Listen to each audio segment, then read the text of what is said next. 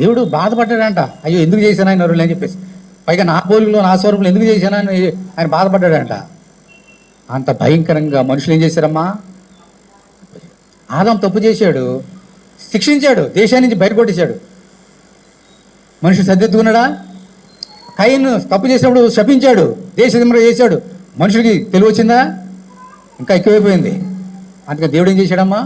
ఆకాశం నుండి మహాప్రళయం వచ్చి ఎంతమంది ఉన్నారో అందరూ నాశనం చేసింది యనమండుగురం తప్ప. నోహు అతని భార్య, 3 కుమారులు 3 భార్యలు తప్ప అందరిని దేవుడు ఏం చేశాడమ్మా? నాశనం చేసేసాడు, అందరిని చంపేశాడు. ఇది దీవెనా శాపం ఇది? ఎందుకని? దేవుడు చెప్పిన మాట విన్నందుకు. తర్వాత ఎంతమంది మిగిలారు అక్కడ? 3. ఆ 3 కుమారులు వీళ్ళందరూ కూడా 3 కుమారులు ద్వారా మళ్ళీ ఏమైందమ్మా? ఈ ప్రపంచమంతా వారి ద్వారా ప్రజలంతా విస్తరించారు.